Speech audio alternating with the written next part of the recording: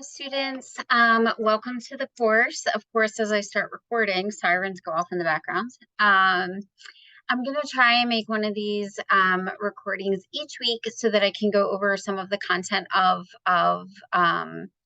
the topic for that week and any information that you may need to know. And so today, with it being week one, hopefully you all are getting settled back in for the new semester. We're going to go over the syllabus and the course content just a little bit before we dive into week one's material. And so I'm going to share my screen so that you can see the syllabus. And so if you take a look, it's pretty much what you expect from the syllabus, all of the same information that you're going to get from most of the syllabus. Of course, specific to this course is how we meet the CACREP requirements and all of that stuff. Also information on the fact that this is an online course, and so we're not going to have any synchronous meetings unless you contact me and schedule a time to chat. And so if you take a look, we have the course textbook right here. You'll get that information from the Canvas page as well. And so this semester, we're going to be using multicultural counseling with cultural humility, empathy, and advocacy. And so that's where we're going to get all of the materials from this semester. There's going to be a few weeks where I add additional material, like some of our competencies through ACA divisions and things like that. A few articles we're going to be using, and those will all be linked on the Canvas page. And so you'll have access. Actually, you already should have access to all of them. It discuss our discussion posts for this semester. We technically have 11. We have our personal introduction this week, and then we have 10 additional ones. This speaks to basically how they're going to be graded and what is the expectation for all of them. And so the discussion post, you have to post your response by Thursday that week, and then the due date is that Sunday. And between Thursday and Sunday, you're going to be posting 2 responses to peers. And so you're going to have your initial post and then your 2 responses to peers by that Sunday. And so I do send out an announcement every Thursday to remind you to post your initial post. And so there really is no excuse not to have that posted by Thursday so that your peers have an opportunity to read your responses and then respond to yours. So going into assignments, there's one thing that I want to specify. We have a four-part project called the Personal Cultural Development Portfolio. And it does have that word portfolio in it, which I know can be confusing because we have a portfolio program that we use each semester for one of our assignments. But this four-part portfolio project is separate from that. And so I'm going to go into the 4 parts of it that are due at different points during the semester. And then we have a 5th assignment, which is your actual portfolio assignment, which on Canvas will be connected to the portfolio platform. You'll be able to submit it there. That is the keynote assignment for the semester that you need to complete and pass in order to pass this course this semester. And so again, I'll get into that in a minute. So to start off with, the first part of this 4-part portfolio is doing a personal cultural identity presentation. And this is similar to how the intro course I had you create a presentation about yourself. The difference is that this one is about your cultural background. So it does get into like the genogram that you create for yourself. It's going to have some questions about family values and traits and things like that. And I do have an example, I believe, posted up. If I don't, let me know. But, and so that is the first part that's going to be due. The second piece is identifying cultural competency growth areas. And so this is the recognition that we all have growing edges. We all have automatic biases, even if we don't act on them. That's the way that our brains work as humans. We automatically make assumptions about things. And so what is it that is an area that I need or want to continue to grow in? And then the instructions are listed here on what you need to submit for that piece. And then for the rest of the semester, you're going to be working on gaining information, experience, and knowledge with that growth area. And so the third part of that project is the personal growth book review. So you're going to be selecting a book. So it could be a personal memoir, it could be historical information, it could be current information about like counseling with a certain population or group. Definitely let me know what book you're thinking about using so that I can let you know, if it's a good fit or not. But the instructions on what to do are there. So you're going to be reading that throughout the semester, going through some personal reflection related to it, and then submitting that book review, which is about 2 to 3 pages in length for that part of the assignment. And then the final part of the assignment, which is due all the way at the end of the semester, is the reflection. And so where were you at in the beginning of the semester? What did you learn and gain throughout the semester, both in the course content, but also what you've done on your own? And where are you at the end of the semester? And so those instructions are listed there, again, also on Canvas. And then that like portfolio assignment, the one that actually gets submitted to a portfolio, the keynote assignment, is listed next, the cultural interview and analysis paper. And so you have just over, I think, about half of the semester to complete this.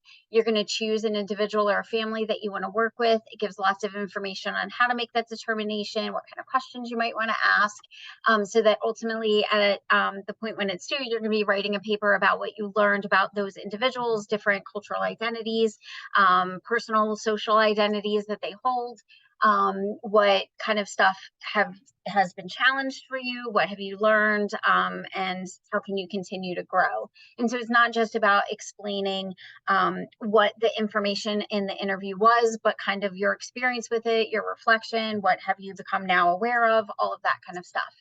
And with this, you may and I do want you to use some APA sources, so some journals. I want you to cite information from the textbook, just on like maybe, this is something that the interviewee told me, and this is also kind of information that I found in our text or in this other article, and it lines up. Or my interviewee said this, but what I found in the literature is this. And so it's really interesting that what we find in the literature may not always be true. And so kind of comparing and contrasting those different things.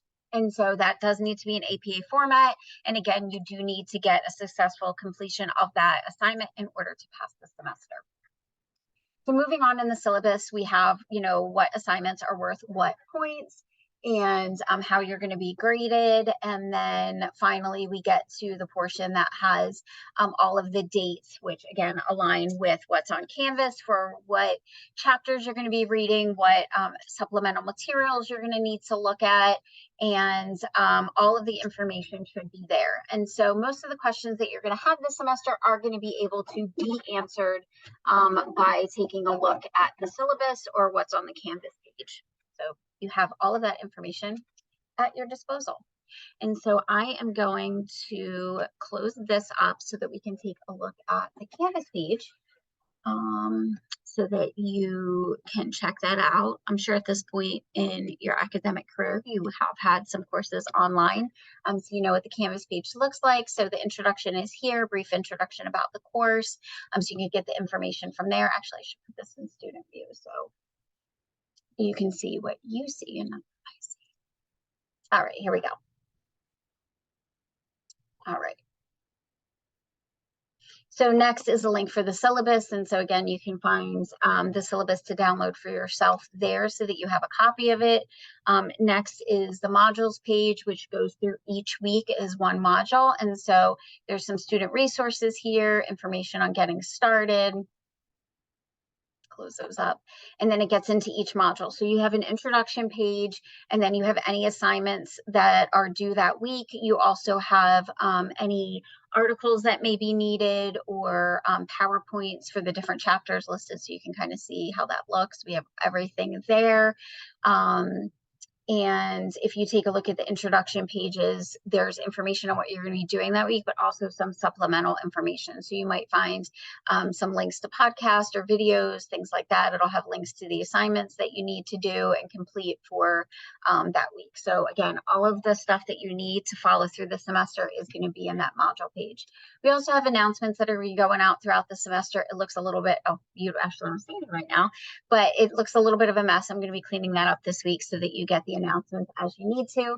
We have the feedback box where you can submit anonymous questions. You can submit anonymous feedback for the course, and that way I can get that information as soon as possible throughout the semester.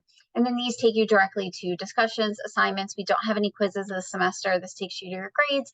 And that's pretty much it as far as the Canvas page. Again, if you have any questions, just let me know.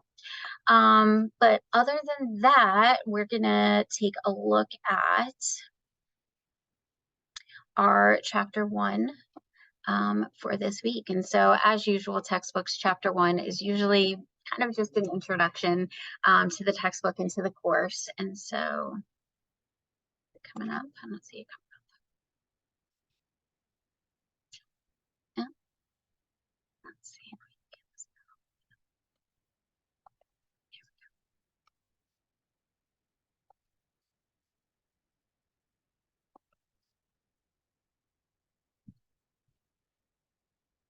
As soon as it comes up, I'll share that screen with you.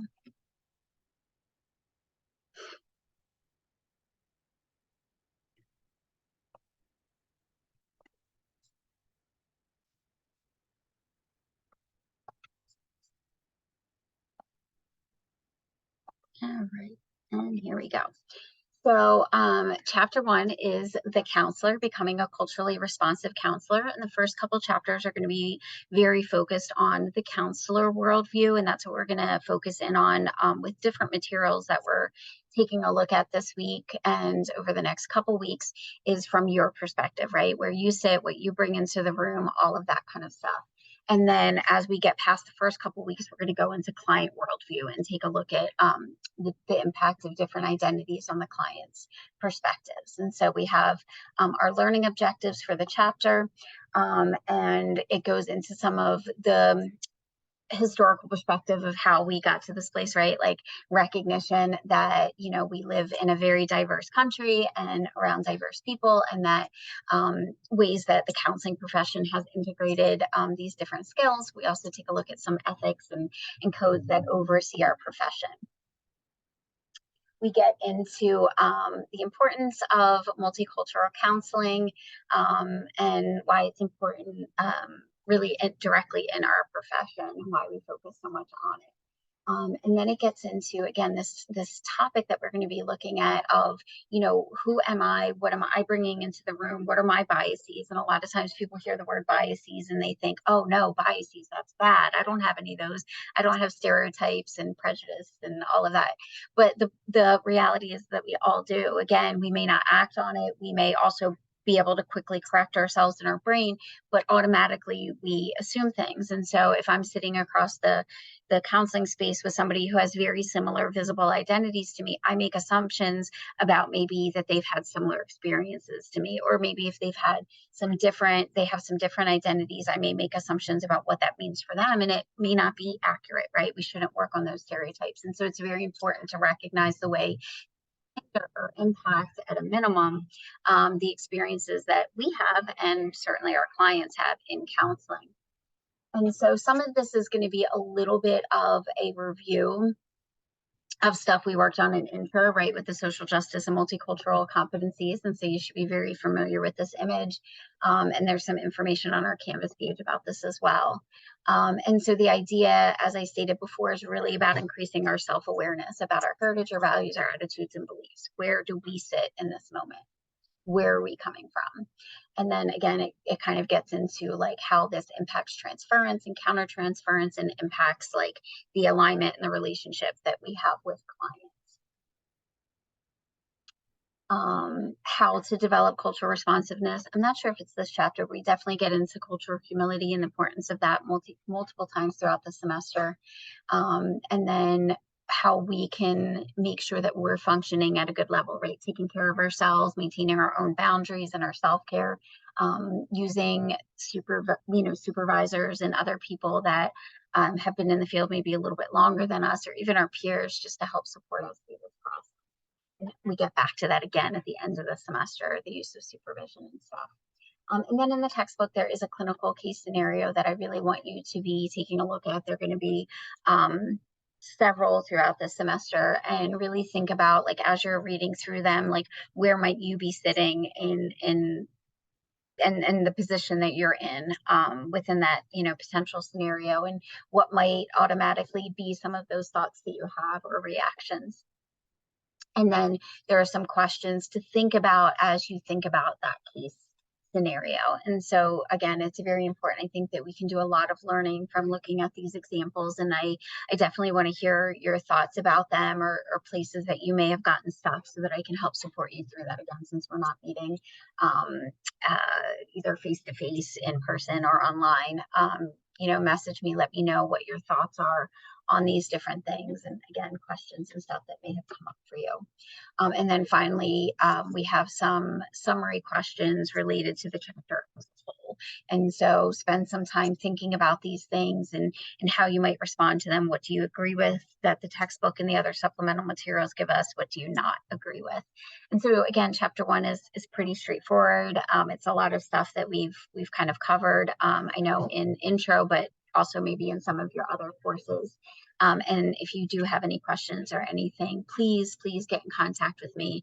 And then hopefully, as I said, I will be making one of these videos each week to cover some of the content, so that you can, respond to me and let me know what your thoughts and stuff are. So have a wonderful week. I'm excited to have you in the course, and I'm looking forward to continuing throughout the semester.